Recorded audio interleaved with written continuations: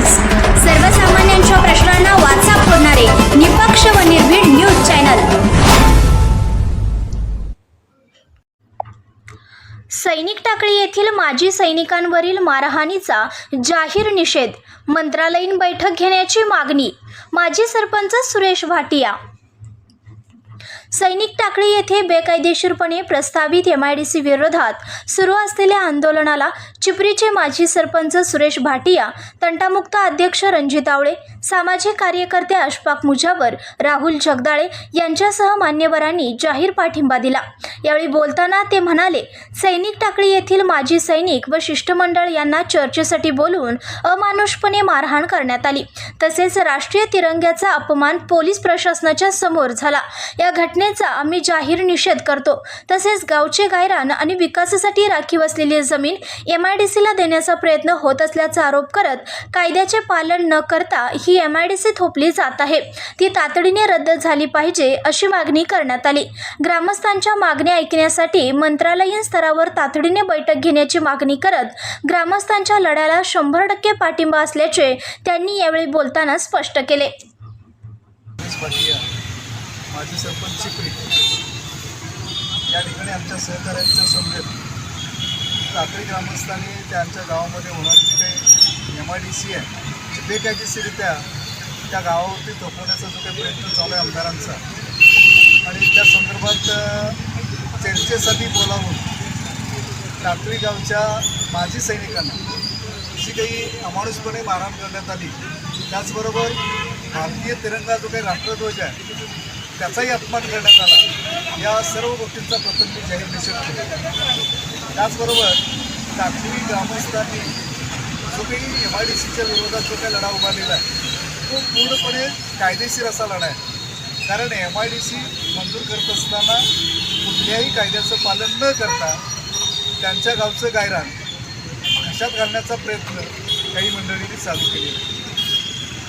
गावच्या विविध विकास कामांच्यासाठी त्यांच्या गावासाठी जे काही गायरान संरक्षित ठेवणं आवश्यक असतं ते संरक्षित न ठेवता फक्त स्वार्थी हेतून MIDC त्या ठिकाणी प्रस्तावित केलेली आहे, आणि ती MIDC ताबडतोब रद्द व्हायला पाहिजे या मताचा मी आहे। आणि असं करत असताना जशी काही इंग्रजांची नीती होती थोडा आणि जोडा, त्या पद्धतीनं टाकळी गावच्याच काही ग्रामस्थांना हाताशी धरून की आम्हाला MIDC पाहिजे असा जो काही प्रचार चाललेला आहे, अपप्रचार चाललेला आहे, तो काही योग्य नाही आहे। टाकळी गावच्या बहुतांश लोकांचा जो काही विरोध आहे तो MIDCला विरोध आहे।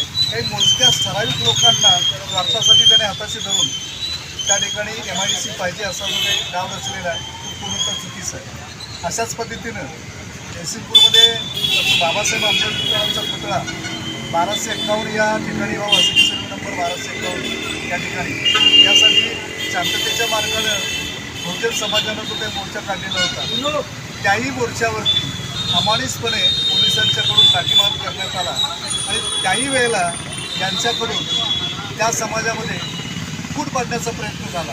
काही लोकांना हाताशी धरून त्यांनी काय केलं की त्या ठिकाणी पुतळा जो आहे तो मागेमध्ये व्हावा असं काही लोकांना सांगून त्यांना उठवून बसवून बेकायदेशीरित्या तो पुतळा त्या ठिकाणी बसवण्याचा त्यांनी घाट घातला, आणि यासाठी त्यांनी मुंबई हायकोर्टाचं सर्किट बेंच जे कोल्हापूर आहे त्या माननीय न्यायाधीशांची सुद्धा फसवणूक केलेली आहे। अशा पद्धतीनं थोडा आणि जोडा काही करा आणि आपल्या सत्तेचा गैरवापर करून त्यांनी अशा पद्धतीची कामं करण्याचा प्रयत्न केलेला आहे। तशाच पद्धतीनं आमच्या चिपरी गावचं गायरानसुद्धा काही बोगस असणाऱ्या धनग्रस्तांना देऊन आणि त्यांच्याकडून काही यांच्याच काही समर्थकांना विक्री करून त्या पद्धतीनं आमच्याही गावचं गायरान त्याने हडप करण्याचा प्रयत्न केलेला आहे। त्या बाबतीतसुद्धा आम्ही सनदशीर मार्गानं चिपरी गावमस्त लढा देत आहेत, त्यालासुद्धा आज ना उद्या यश येणार आहे।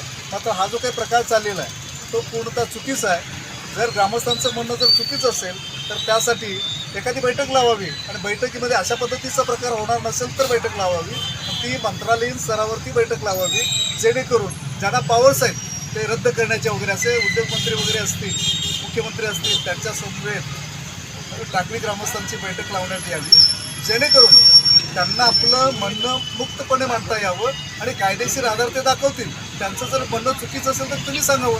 परवा आंदोलनाचे प्रमुख नानाजी चुरमुके यांनी सुद्धा सांगितलं की बाबा आमचं काही चुकत असेल किंवा आम्ही काही तुम्हाला धमकी वगैरे दिलेली असेल तर तुम्ही सिद्ध करा, आम्ही तुमची घरी येऊन पाय धरून माफी मागतो असं म्हटलेलं आहे. याचा अर्थ इकडून चर्चेला काही विरोध आहे असातला भाग नाही आहे की चर्चेची सकारात्मक तयारी यांची आहे. असं असताना देखील एकतर्फी काहीतरी गुंडगिरी आणि हुकुमशाही पद्धतीनं कारभार करणं हे काही योग्य नाही. लोकशाहीला ते घातक आहे आणि त्यामुळं मी झालेल्या प्रकारचा निषेध करतो आणि आमच्या गावच्या वतीनं आपल्या टाकळी ग्रामस्थांनी जे काही धरणं आंदोलन चालू ठेवलेलं आहे त्याला आणि त्यांच्या मागणीला आम्ही 100% पाठिंबा देतो.